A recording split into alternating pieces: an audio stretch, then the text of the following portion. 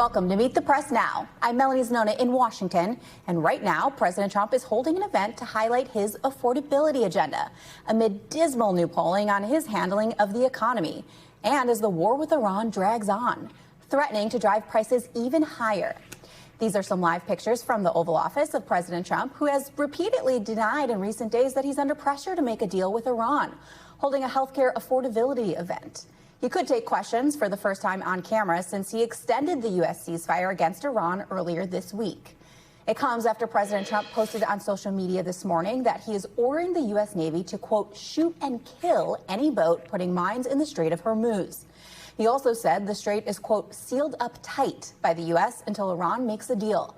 It's a remarkable 180 from his prior demands that Iran must open the strait. The Pentagon releasing this video of its third maritime interdiction of what it says was a sanctioned stateless vessel transporting oil from Iran. Iran state media, meanwhile, releasing its own video of what appears to be two ships being seized in the strait by the Islamic Revolutionary Guard Corps earlier this week. You can see men in masks climbing up the ladder to board that tanker. Amid the tensions, oil prices have ticked up and are now higher than before the ceasefire was extended indefinitely. The head of the International Energy Agency warning today we are facing the biggest energy security threat in history. Meanwhile, public support for the president continues to erode. According to the latest CNBC survey, President Trump's net approval has fallen to a new low for him in either term, minus 18 points. The president's net approval on his handling of the economy is even lower, minus 21 points. That's also a new low. And in the latest Fox News poll, for the first time since 2010, more voters say they think Democrats would do a better job on the economy than Republicans. Joining me now to break this all down are NBC News White House correspondent Monica Alba, NBC News national correspondent Yasmin Vossoughian is in Beirut, NBC News senior national security correspondent Courtney Kube, and NBC News business and data correspondent Brian Cheung.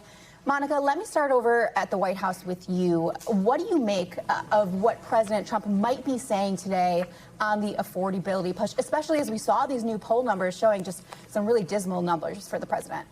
Yeah, Mel, and I think this all has to be taken against the backdrop of what you just laid out, which is all the headwinds that the president and the administration are facing when it comes to the war against Iran. And the fact is that is still the main topic here each and every day, even with the president trying to change the conversation and bring it back to affordability. We certainly saw him traveling last week and trying to do that. And today he did just announce this deal with Regeneron to try to make it more affordable as he is trying to push these pharmaceutical deals with drug makers through his Trump RX project. So the White House is trying to bring the conversation back to these things, trying to pitch to Americans that they are trying to lower some of their costs while also acknowledging that other costs continue to rise. And what we're seeing with those gas prices, with oil, with all of that, that is stemming from the continued conflict against Iran. So it's really sort of a two-pronged strategy that the White House knows they need to do. But this is a president who, even when he's talking about affordability, tends to then talk about a ton of other topics. And it seems like right now he is trying to project that he doesn't want to be rushed on the war with Iran, saying that he doesn't at all feel the pressure to make a deal, even though we know behind the scenes from our own reporting that he is feeling frustrated that he hasn't been able to walk away with a deal yet and turn to some of these other priorities for the administration. Well, and Monica, speaking about the war in Iran, he did order the Navy to shoot any boats lying mines in the strait. Is it clear whether that would be a violation of the ceasefire? We have asked because that is a very good question. And remember that this is a ceasefire that we don't even know how long it's been extended for. He had pushed it back 5 times. Then yesterday, when we asked the press secretary whether there's sort of a window in which he's hoping Iran responds with their unified proposal, and she said that only the president can set firm deadlines. But I can tell you from sources that I've been talking to that there is an internal debate within the White House right now about whether even to put forward another firm timeline, whether it's 3 to 5 days or beyond that, because there's a concern that they could continue to blow right past it if there isn't enough diplomatic progress made. Mel. Yasmin, I want to go over to you. You're in Beirut right now. Lebanese and Israeli envoys are actually meeting here in Washington as we speak. This comes as talks between Iran and the U.S. have stalled. So is there any hope that these talks could produce any results? It's a difficult question and a good one. These are countries that have been at war for decades. And you think, though, about this moment and the historic nature of this moment, both ambassadors meeting in Washington, D.C., and what they have ahead of them. It feels as if, and seems as if, with the people I've been speaking to, that this may very well be the closest they have ever been to potentially getting to a place in which they can live side by side peacefully. The only issue is, the biggest issue, I should say, is the land. It is the buffer zone in which the IDF actually occupies. When they agreed on the 10-day ceasefire between Israel and Lebanon, part of that ceasefire was for Israel to retreat from that 10-kilometer buffer zone. This is a zone in which the IDF is now in control of, that is essentially 10 to 12 kilometers into Lebanon. Many people have had to leave that area and head north because their houses are in that area, and there's still ongoing fighting within the buffer zone. After the ceasefire began, Israel did not retreat. That is one of, if not the most important demand that the Lebanese people will be making today, and the Lebanese government will be making today, that Israel retreats from that buffer zone and stops the fighting. The only issue is that Israel says that the only way they will retreat from the buffer zone is if the Lebanese government is able to disarm Hezbollah. Yeah, we're going to take a listen in to the president who's currently speaking at the White House on his affordability event. Let's listen. And if they don't want to make a deal, then I'll finish it up militarily with the other 25% of the targets. We've hit 78% of the targets that we've wanted to hit. We've knocked out their manufacturing. We've knocked out their missile production. We've knocked out their drone production. We've knocked out everything. In some cases, when I say knocked it out, 70, 80, 90%. It's amazing what we've done. So I've done that within that period of time that I mentioned, but I don't want to rush myself, because every story says, oh, Trump is under time pressure. I'm not. No. You know who's under time pressure? They are. Because if they don't get their oil moving, their whole oil infrastructure is going to explode. You know what that means? Because they have no place to store it. And because they have no place to store it, if they have to stop it, something happens that only Lynn can explain. Something happens underground that essentially renders it in very poor shape, and you never recover fully. You can recover 50, 60%, but you can never have it like it is right now. And they have a matter of days before that event takes place. So I'm not under any pressure whatsoever. We've never had so much ammunition. Our ships are loaded. I call them locked and loaded. They're locked and loaded. They're ready to go. We have much higher quality equipment than we did when we first started the war, and or the military operation, whatever you want to call it. And they're coming to us. The problem they have is they are very disorganized right now. Well, now yesterday, and I was very pleased with this, 8 young women were going to be executed yesterday afternoon at 6 o'clock. And I asked them, call it a favor or call it just a moral request that they not be executed. And they came back with an answer that they won't be executed. They're going to release, it was protesting. 8 beautiful young women, very young women. And their pictures in the paper. And it's been a story for a little while. And I saw that and I said, let's see if we can save them. And it was very nice what happened. So they're not going to be, what they're doing is, as you know, they're releasing 4 of them very shortly, and they're going to keep 4 of them in jail for a period of 1 month and release them. So they won't be executed. Yeah, so if you're asking for more time to sort out negotiations, I'm not asking you for more time. I'm not asking for them. No, it's not more time. I'm not asking anybody for more time. If you need more time, does that mean Americans should anticipate spending more on gasoline for the foreseeable future? For a little while. And you know what they get for that? You know what they get for that? Iran without a nuclear weapon that's going to try and blow up one of our cities or blow up the entire Middle East. You want to see what shock would be? And I have to be honest, the stock market is at an all-time high right now. I thought it would have been down 20, 25%. When we hit, wait a minute, wait, can I finish my question? Wise guy. Stock market's at an all-time high right now. I projected, and I'm pretty good at this, that the stock market, Howard, would drop maybe 20%, 25%. And I understood that. And I said, hey, it's a bad thing, but I have to do what's right for the country, even the world, because you can't have them. You cannot let them have a nuclear weapon. So the stock market unlike what a lot of people were predicting. I thought they weren't necessarily wrong. The stock market today hit an all-time high. Hit an all-time high yesterday, the day before, and it's staying there. I thought oil would go up to maybe $200 a barrel, and oil is at a different number than anyone thought. In fact, this country is much slower because we have all the oil we can use. We're actually, ships are coming from all over the world to Texas, Louisiana, and Alaska.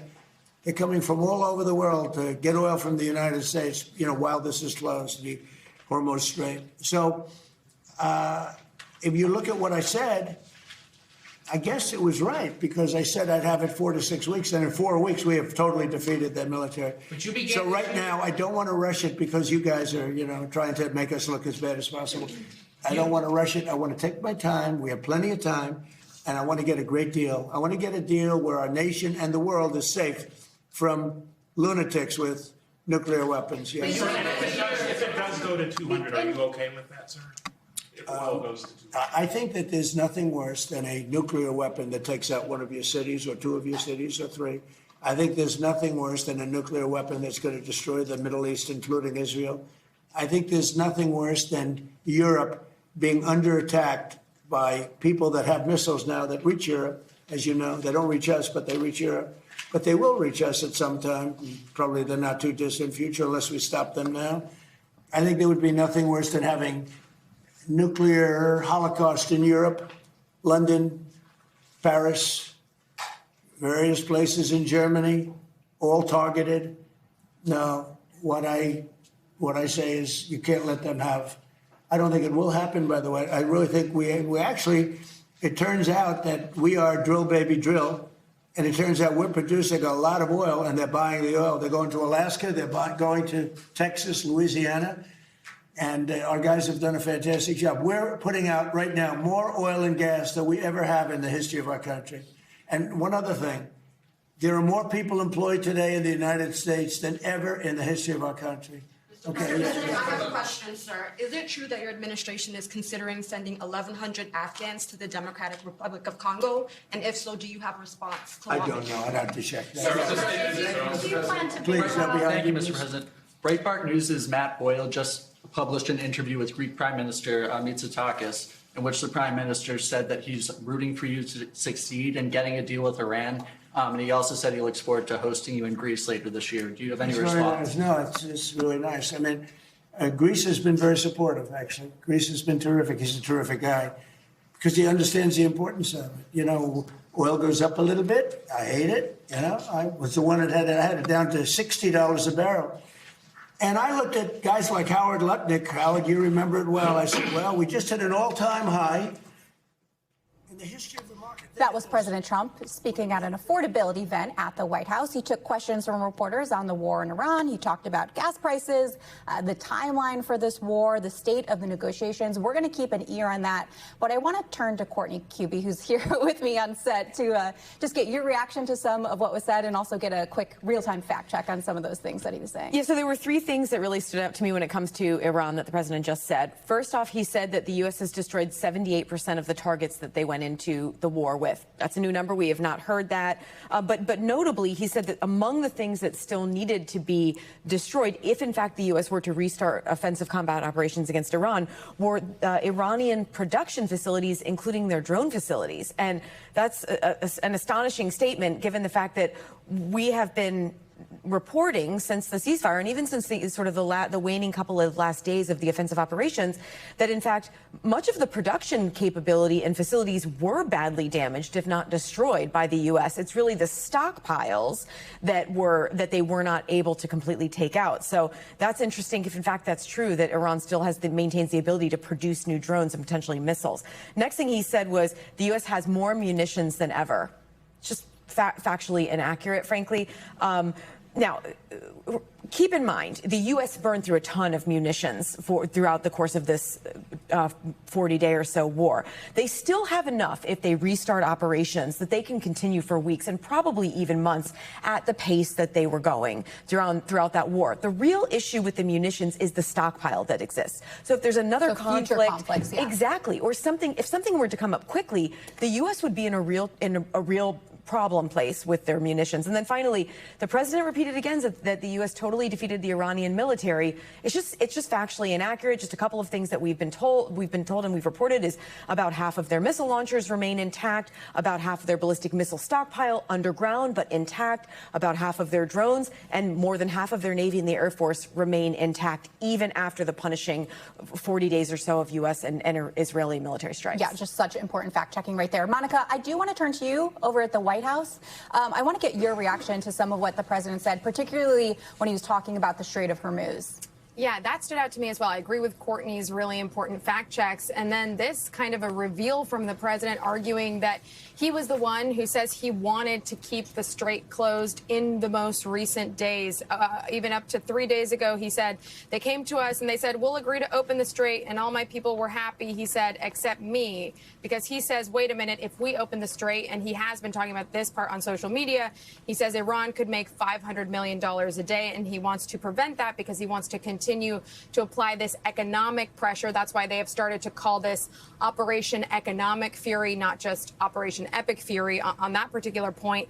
And so he said, I'm the one that kept it closed. We have total control of it, and it'll open when they make a deal. So remember that the president has really gone from saying and really asking with an expletive Iran to open the strait, calling them crazy. And now then he called for the strait to be closed again. And now he is saying that he's the one who wants it to stay closed, which we know then contributes to this overall issue, Mel, of the economic challenge on the United States front in terms of what we're seeing with those vessels, those numbers that you see on your screen there. There are so few getting through, certainly before this war started, when you look at that, just a fraction of that. But also when you see this cascading effect of what this means for the price of oil and ultimately for gas prices in the United States as well. And it was interesting, Mel, it stood out to me that the president did acknowledge people are going to see those prices go up. He said for a little bit, unclear for how long, but acknowledging this is not something that's really going to go down in the near term. Yeah, Monica, that stood out to me as well. And speaking of that economic challenge, I want to bring Brian into this conversation. In addition to what he said about gas prices, he also seemed to downplay what the markets are doing, said he thought it would be even worse than what it is now. What did you make of the president's comments there? Yeah, well, I mean, certainly it's easy for the president to kind of do a little bit of a semi-victory lap around the markets because we have bounced back from what was a really, really nasty stock market in the throes of this war prior to the agreement to at least extend the ceasefire. You can see that the markets did end the day marginally down about 0.4% on the Dow. Of course, those numbers are preceding the remarks that we just heard from the president because markets closed at 4 p.m. Eastern time. But I didn't think what caught my attention, in addition to the same talking points that he said before, which is that higher gas prices are simply the cost of making sure that Iran doesn't have a nuke, he did seem to suggest that there is a chance that prices could stay elevated for a little while. And as the president does continue to stamp down on the Strait of Hormuz in the form of this blockade, it is acknowledging that the flow of oil is simply not going to be going back through the Strait of Hormuz, to the degree, at least, that a lot of markets were hoping they would be when the ceasefire was first announced. And so for that reason, we have seen oil prices marginally higher. We were showing the numbers at the beginning of this segment, around $95 per barrel in terms of crude oil. That would suggest that gas prices for everyday Americans at the pump will remain elevated as they do still remain above $4 a gallon at $4.03. Again, up over $1 compared to where all of this began pre-war.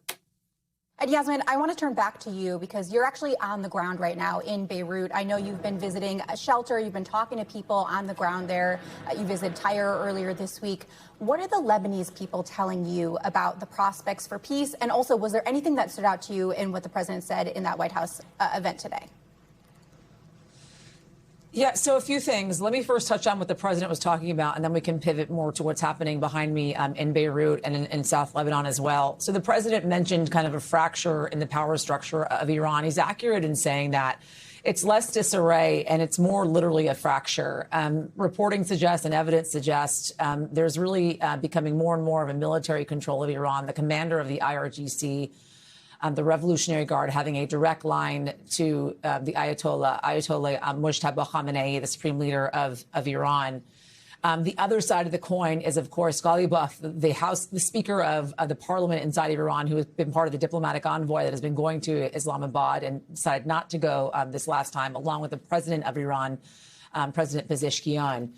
They don't see necessarily eye to eye on negotiations and whether or not they should even be in negotiations with the United States. They are, though, unified on the control of the Strait of Hormuz and not negotiating under duress. So there certainly is a fracture that is ongoing in the leadership ranks of Iran, not only felt by the global community, but also within Iran, within the Iranian people as well. When we talk about what's happening behind me in Beirut, in South Lebanon, as you mentioned, I went to a facility today that is housing refugees from the southern part of Lebanon. There's about 1 million or so refugees that have been displaced throughout this entire war. This is a historic day, as I was talking earlier, this meeting between Israel and Lebanon to negotiate a potential end or extension of a ceasefire, a potential end to the war. The place that they are not seeing eye to eye, as I said, is the dispute over the land in the buffer zone. The person that I spoke to, one of the women I spoke to at the refugee center, she was 21 years old. She is a student.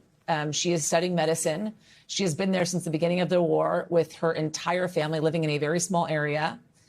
And for her, home is everything. The land, Lebanon, is everything. Let's take a listen to what she had to say, Mel, and we'll talk on the other side. If Lebanon gave up that land to achieve peace? No, of course no. Lebanon is for us, for the Lebanese people. Some people say that we aren't, but we are Lebanese people, that we want Lebanon to feel in peace, but not with Israel.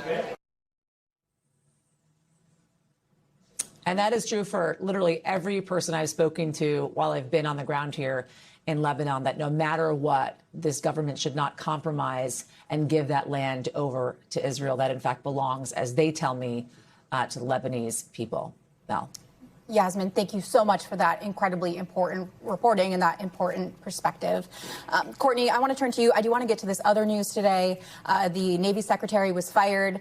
The president posted on social media a while ago, making it seem like he left on his own terms, but you have reporting to the contrary, right? Yeah, so the Navy Secretary John Phelan has clashed with Secretary of Defense Pete Hegseth and the Deputy Secretary Steve Feinberg pretty much since day one on the job just over a year ago. And the biggest thing that they have argued over is shipbuilding and the pace and the scope and the scale of the shipbuilding. And a senior administration official said that was one of the things that led to Secretary Phelan being removed from his job. But 3 officials who we spoke with said that, in fact, Phelan found out that he was being removed from the job via social media post from the Pentagon late yesterday afternoon. So it's very clear that this was an abrupt, definitely an abrupt move. Members of Congress who we spoke with were very surprised by this. They were not aware in advance that this was going to happen. He was just on the Hill yesterday. He was just on the Hill yesterday. He's due to testify for the budget hearings as well. So it surprised a lot of them. And I think that the one thing that we heard the most was just the surprise about doing this during exactly what we are talking about right here, and that is the U.S. Navy engaged in this very aggressive and active blockade of Iranian ports. The U.S. Navy just today brought the 3rd Carrier Strike Group into the region. The Navy is very engaged right now to get rid of the Navy Secretary in the midst of it. It's not like he's running the war. That's not the case. But he's basically the CEO of the Department of the Navy. To remove him at this time without some very obvious cause is raising a lot of eyebrows. And what do we know about who's going to replace him, at least on a temporary basis? So it'll be Hung Kao. He's now the Deputy Secretary. He's now officially, I guess, the acting Secretary of the Navy. He's run for office unsuccessfully in the past. He has a history in the United States Navy. But it's not really clear if he's actually going to be the person who gets the nod for the job ultimately. Some people are saying that, a couple of weeks, they'll see how he does and see if he ends up officially getting the nomination to replace Phelan. Monica, I wanted to get back to you on some of these polls that we were talking about earlier that shows voters are actually souring on the president and his party's handling of the economy. How worried is the White House right now about those numbers? Well, publicly, Mel, they would tell you that they're not worried at all, that they expected this, that they factored this in, that this is something that they considered even in the lead up to the war against Iran. But privately, certainly there is a level of concern, awareness, and acknowledgement that there is very little time actually between now and November. There are a lot of different news cycles between now and then, but really people are starting to see these effects, and they are very, very difficult to change minds of what you're experiencing, right? This is something that we saw time and time again in the Biden administration, and they very similarly would have a response where they would tell people to kind of hang in there. The benefits are coming of the policies. The Trump administration is actually repeating some of the same things. And again, they're trying to change the conversation a little bit. They're trying to pivot back to it. But they do acknowledge that people are going to have to sort of buckle in for higher prices in the short term. And the president is sort of saying that that's a cost they should be willing to pay for this, which I think will be in plenty of midterm ads from Democrats and from critics in the coming weeks and months. Yeah, no doubt. Courtney and Monica, thank you both. We thank you for watching. And remember, stay updated on breaking news and top stories on the NBC News app or watch live on our YouTube channel.